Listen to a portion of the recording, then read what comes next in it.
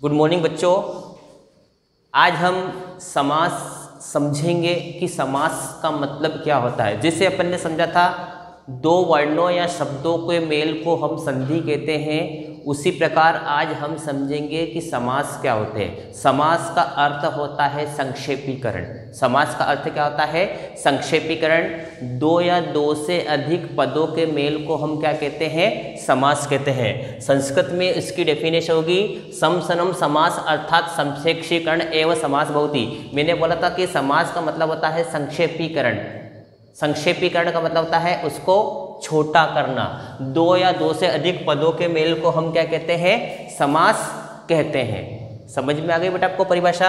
अब अपन समझेंगे कि समास कितने प्रकार के होते हैं। समास 6 प्रकार के होते हैं। षट्विधेय 6 प्रकार के। देखें बेटा कौन कौन से 6 प्रकार कौन कौन से हैं, देखने का प्रयास करते हैं। जैसे आपको मैंने पिछले वीडियो में आपको संधि के बारे में बताया था। स्वर संधि, व्यंजन संधि, विसर्ग संधि, ये 3 प्रकार की संधि होती है। जब हम स्वर, व्यंजन और विसर्ग इसमें से निकलेंगे तो फिर अपन स्वर संधि के जो 6 भाग थे उसमें जाते हैं। उसी प्रकार आज मैं आपको समास की समास समझाने का प्रयास करूँगा, जिसके आधार पर आप क्या करेंगे, उस समास को पहचान करने में आसानी रहेगी।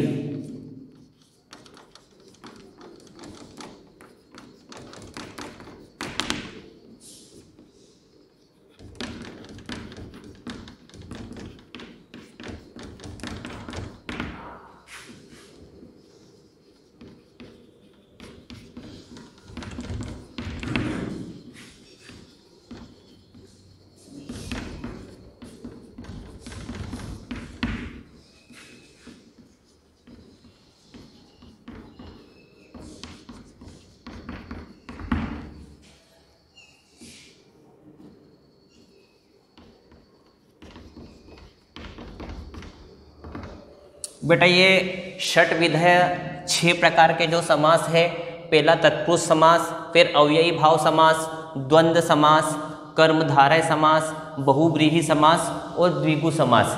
हर समास के यहाँ पर अलग अलग परिभाषा है।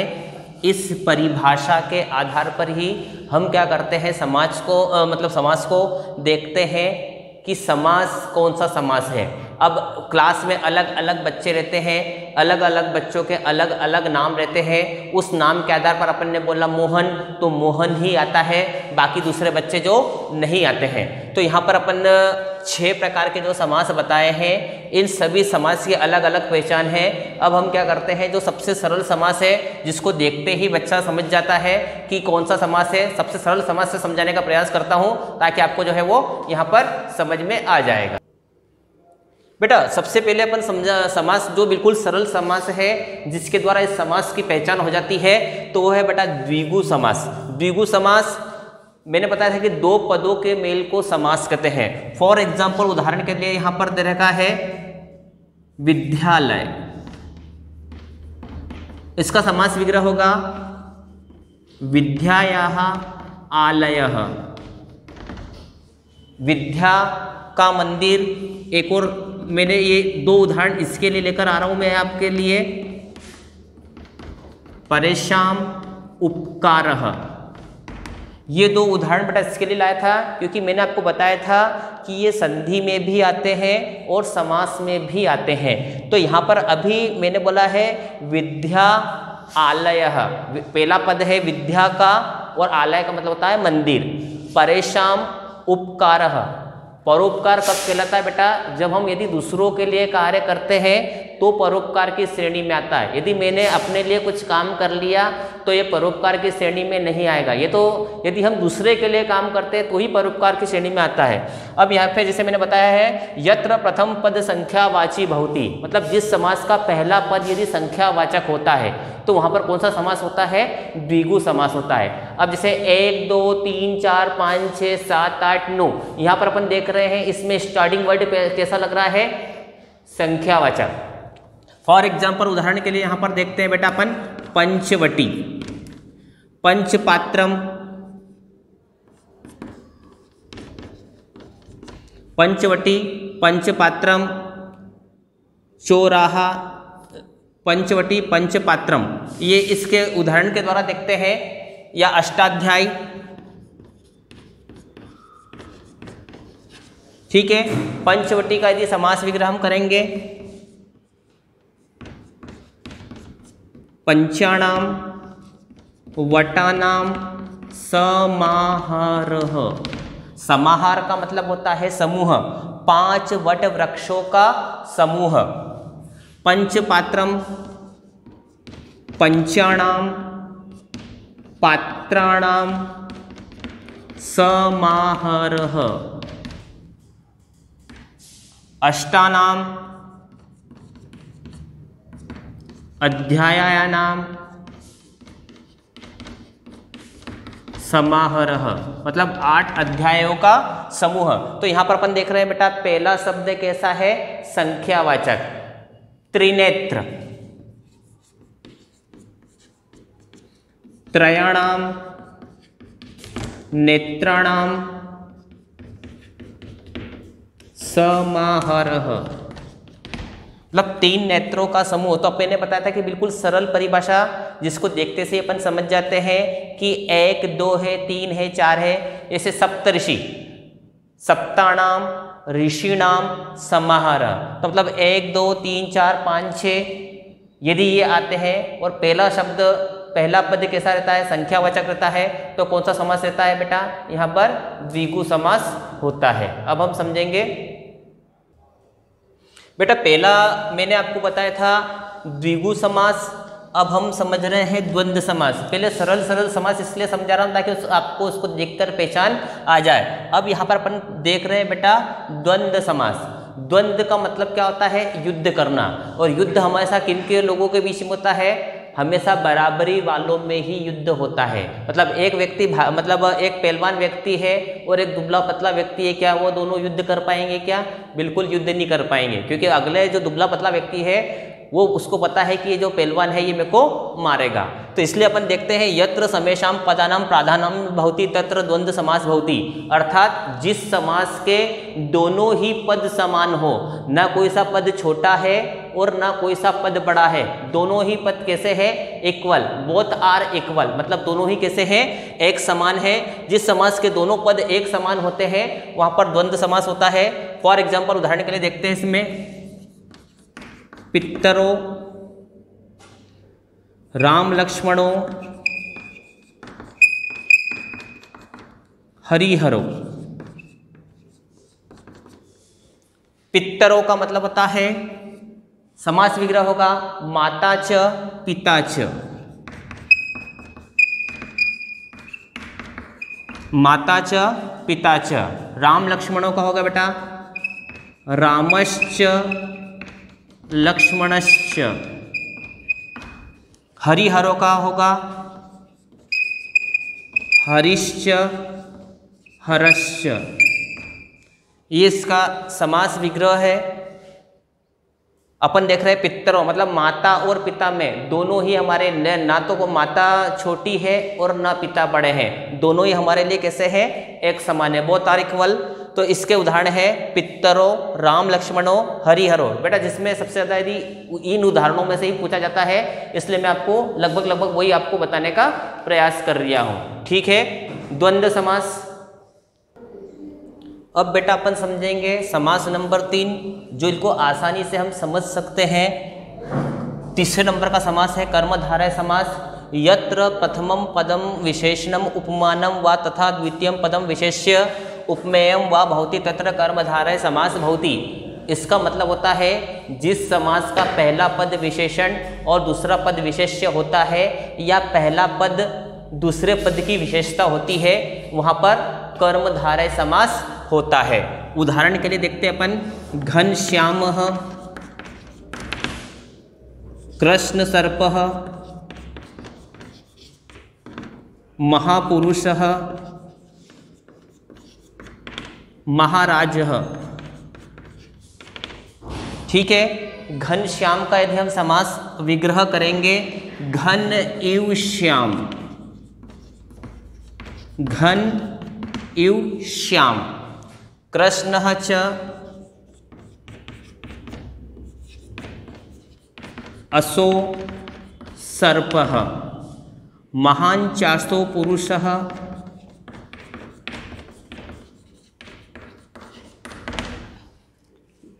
महान चासो राज्ञः।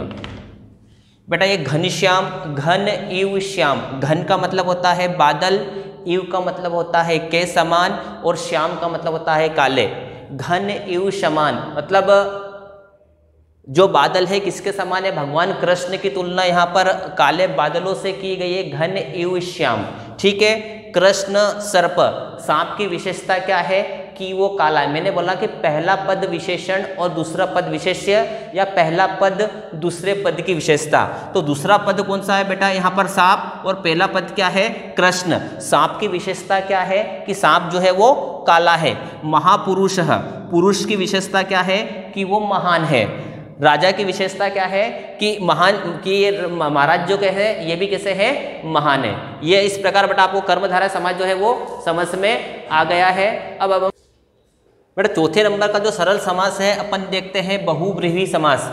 यस सामासिक पदेभ्यः अन्यस्य बोधः भवति सह बहुव्रीहि, या बहुव्रीहि समासस्य अन्ते यस्य स अथवा येन इति शब्द भवति। यहाँ पर बताया गया है कि हम बहुव्रीहि समास की पहचान कैसे करेंगे? जब पहला पद और दूसरा पद मिलकर तीसरे पद की ओर संकेत करता है।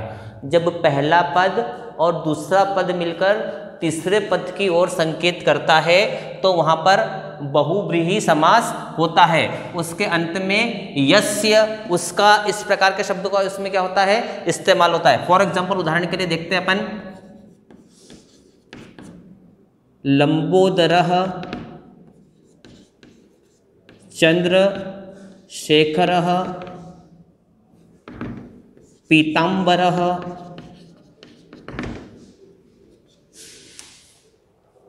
दशाननः।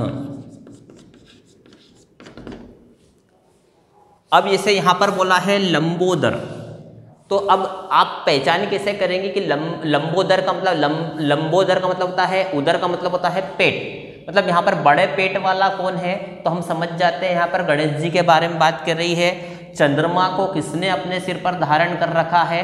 तो यहाँ पर अपन देखते हैं चंद्रमा को सिर पर धारण करने वाले भगवान शंकर के बारे में बात की जा रही है। पीतांबर, पीले वस्त्र यहाँ पर किसने पहन रखे हैं? विष्णु जी ने पहन रखे हैं। और 10 सिरों वाला कौन है? तो हम समझ जाते हैं यहाँ पर रावण के बारे में बात की जा रही है। समास विग्रह देखते हैं, लंबम उदरम यस्य सह, जिसे यहाँ पर लिखा था कि अंत में यस्य सह, यहाँ पर भी आपने देखा कि अंत में यस्य सह, लंबम उदरम यस्य सह, मतलब यहाँ पे बड़े पेट वाला कौन है? तो यहाँ पर अपन समझ जाएंगे बेटा गणेश। ठीक है, चंद्रशेखरे यस्य सह, चंद्रमा को किसने अपने सिर पर धारण कर रखा है?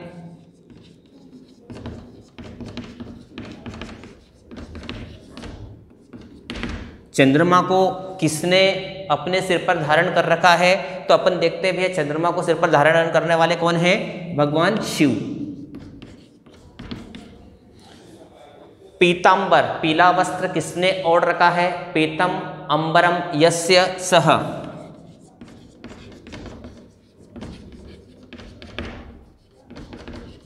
पीतम अंबरम यस्य सह, पीले वस्त्र धारण करने वाले कौन है? यहाँ पर विष्णु जी हैं। और लास्ट में दे रखा है दशाननः, 10 आननानि यस्य सह,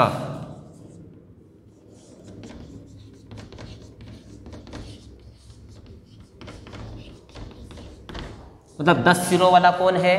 तो यहाँ पर हम समझ जाते हैं बेटा कि रावण के बारे में बात की जा रही है। ठीक है, 4 समास बहुत आसानी से आपको समझ में आ गया है। द्वंद्व समास, द्विगु समास, कर्मधारय समास, बहुव्रीहि समास। अब हम समझेंगे बेटा अवयवी भाव समास, और सबसे बड़ा यदि समास कोई सा है, क्योंकि उसमें कारक का, विभक्तियों का प्रयोग होता है। देखें बेटा, अब हम समास नंबर जो है 5वां अव्ययी भाव समास, अव्ययी भाव समास को समझेंगे। यत्र प्रथम पद प्रधानम भवति तथा च प्रथम पद अव्यय भवति, जिस समास का पहला पद प्रधान होता है या पहला पद अवयव होता है और द्वितीय पद संज्ञावाचक होता है। संज्ञावाचक मतलब व्यक्ति वस्तु स्थान के नाम को हम संज्ञा कहते हैं। और यहाँ पे बताया था अपन ने अवयव, अवयव को बेटा अविकारी शब्द बोलते हैं। अवयव को क्या बोलते हैं? अविकारी शब्द बोलते हैं, जिसमें लिंग, वचन, पुरुष और काल के कारण यदि इसमें कोई परिवर्तन नहीं होता है तो उसे अपन बोलते हैं अवयव बोलते हैं। समझ में आया? पहला पद अवयव होता है और दूसरा पद संज्ञावाचक होता है। फॉर एग्जाम्पल इसमें अपन देखते हैं यथा, यथाशक्ति, उपगंगम, यथाशक्ति, उपगंगम, प्रतिदिनम, अनुरूपम और सचक्रम। ठीक है। यथाशक्ति, शक्ति अंति, शक्तिम अंतिक्रम्य,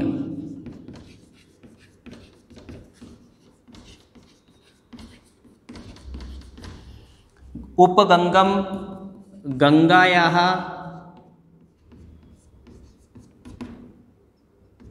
समीपम, प्रतिदिनम, दिनम दिनम, अनुरूपम, रूपस्य योग्यम, सचक्रम, चक्रस्य सादृश्यम। ठीक है। इसका समास विग्रह करेंगे यथाशक्तिम, शक्तिम अंतिक्रम्य मतलब सामने वाले के पास, अपन बोलते हैं ना जैसी तुम्हारी शक्ति हो वैसे आप काम करें। हर व्यक्ति की शक्ति एक तरीके की रहती है, अलग अलग व्यक्ति अलग अलग के हिसाब से रहती है। उपगंगम, उप का मतलब होता है समीप, गंगा के समीप। प्रतिदिनम, प्रतिदिनम का मतलब होता है प्रत्येक दिन। अपन बोलते हैं ना प्रतिदिन स्कूल जाना है, मतलब स्कूल जाना है, केवल एक दिन स्कूल नहीं जाना है बल्कि हमको रोज रोज ही स्कूल जाना है। अनुरूपम, रूपस्य योग्यम, सचक्रम, चक्रस्य सादृश्यम। ये बेटा इसके उदाहरण थे जिसके द्वारा हमने क्या करा है, अव्ययी भाव समास को समझने का प्रयास किया है। अब हम समझेंगे तत्पुरुष समास। बेटा अब लास्ट समास जो है तत्पुरुष समास है। यत्र पूर्व पदम द्वितीय विभक्ति विभक्तितः सप्तमी विभक्ति पर्यंत भवति तथा च उत्तर पद उत्तर पदम प्रथमा विभक्तो भवति तथा तत्पुरुष समास भवति। यहाँ पर वो बोल रहा है जिस समास में यहाँ पर बेटा तत्पुरुष समास में कारक का प्रयोग किया जाता है। संज्ञा और सर्वनाम के स्थान पर प्रयोग होने वाले शब्द हमको क्या कहते हैं? कारक कहते हैं। यहाँ पर बेटा द्वितीय विभक्ति से लेकर सप्तमी विभक्ति तक का क्या यहाँ पर होता है? प्रयोग होता है। कारक आपने पढ़ा हुआ, कर्ता कारक ने कर्म कारक को कारण कारक से संप्रदान कारक के लिए, अपादान कारक से संबंध कारक, काकी के अधिकरण कारक, में पे पर और संबोधन कारक अरे है हो। अब मतलब जो कर्ता रहता है वो प्रथम विभक्ति के अंतर्गत आता है। अब यहाँ पर अपन देख रहे हैं द्वितीय आता है कर्म कारक, कर्ता कारक ने कर्म कारक को, तो मतलब कर्म कारक से लेकर बेटा अधिकरण कारक तक की विभक्तियों को यहाँ पर होता है प्रयोग होता है। और उत्तर पद क्या होता है? इसमें प्रधान होता है। अब यहाँ पर से दे रखा है द्वितीय विभक्ति। द्वितीय विभक्ति का उदाहरण मैंने यहाँ पर लिख रखा है ग्राम गतः, ग्रामम गतः। इसका अर्थ बोलेंगे गांव को गया। बाण हत्तः, जिसकी मदद से कर्ता कार्य करता है। बाणेन हत्तः, मतलब राम ने रावण को बाण से मारा था। कर्ता कारक ने कर्म कारक को करण कारक से, मतलब जिसकी मदद से कर्ता क्या करता है? कार्य करता है। अब चतुर्थी भक्ति, इसमें दीन दानम, दीनाय दानम, दीनाय दानम गरीबों के लिए दान। पंचमी भक्ति रोग मुक्त, रोगात मुक्त, मतलब बीमारी से अगला व्यक्ति जो है वो मुक्त हो गया है। षष्ठी भक्ति, यहाँ पर संबंध बताया जाता है का की के। अब यहाँ पर दे रखा है परेशान उपकारः, परेशान उपकारः, और लास्ट रहेगा है जलमग्न, जले मग्नः, जल में जले मग्नः। तो इस प्रकार बेटा आपको द्वितीय तत्पुरुष समास से लेकर सप्तमी तत्पुरुष समास तक की भक्तियों का इसमें क्या होता है, प्रयोग होता है। इस प्रकार बेटा आपको मैंने समास समझाने का प्रयास किया था, हो सकता है कि आपको आसानी से इसमें समझ में आ गए होंगे।